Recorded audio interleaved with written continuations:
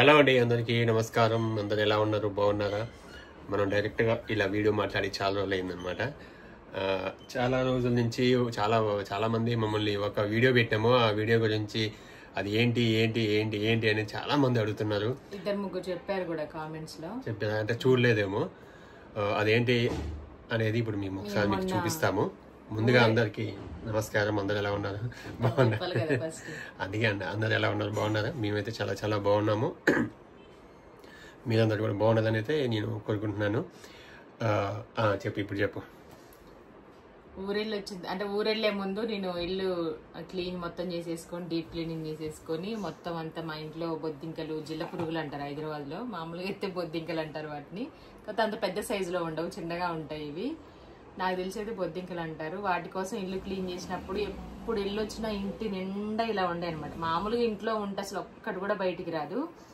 ఎక్కడికైనా ఊరెళ్ళి వస్తే మాత్రము ఇంట్లో మొత్తం వాటి రాజ్యం అన్నట్టు తిరుగుతూ ఉంటాయి అనమాట. మెయిన్ కిచెన్ లో, తర్వాత హాల్లో, తర్వాత బెడ్రూమ్ లో ఇట్లా ఉంటాయి. మనం జస్ట్ డోర్ తీసి అడుగు పెట్టగానే ఎటు ఎటు వెళ్ళిపోతే తెలియదు. అసలు చీపురు తీసుకొని వాటిని కొట్టడానికి కూడా రాదు, అంత ఫాస్ట్ గా ఉరుకుతాయి అనమాట, దొరకదు. ఇంకా మెయిన్ గా ఏంటంటే కిచెన్ లో ఉంటే మాత్రం కొంచెం చిరాగ్గా ఉంటది, కొంచెం చాలా చిరాగ్గా ఉంటది.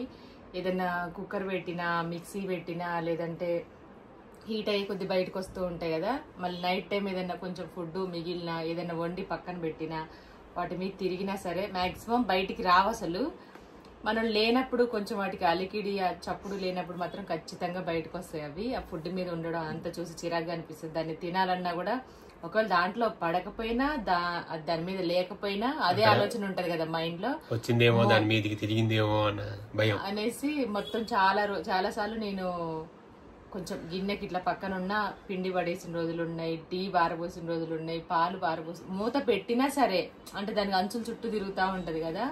టీ, పాలు, పిండి, ఇంకొన్నిసార్లు అయితే ఫ్రూట్స్ కూడా పడేసిన రోజులు ఉన్నాయి అనమాట. అందుకని చిరాకు పుట్టి ఎన్ని చేసినా హిట్ బాటిల్స్ అయితే ఎన్ని యూజ్ చేశాను నేను.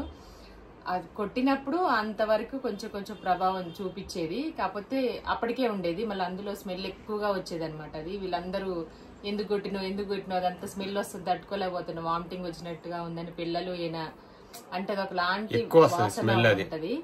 అది గాల్లోనే కలిసిపోతుంది అనమాట. ఎక్కడైనా ఉంటే దానికి కొడితే మనకు కనపడినప్పుడు మాత్రం దానికి కొడితే అది చచ్చిపోతుంది. మంచిగానే పనిచేస్తుంది, కాకపోతే మనకు కనపడింది అనుకో అక్కడ కొట్టేసి అంతే, అక్కడ వరకు చచ్చిపోయింది. తర్వాత దాని పవర్ అనేది ఉండదు అనమాట. మనకు మామూలుగా ఎయిర్లో మిక్స్ అంటే కలిసిపోతుంది. కాబట్టి అన్ని బాటిల్స్ వాడి చిరాకు వచ్చింది. అసలు ఎంత చిరాకు వచ్చిందంటే ఊరెళ్ళేటప్పుడు ఒకసారి కొట్టేసి కూడా పోయినావు అది.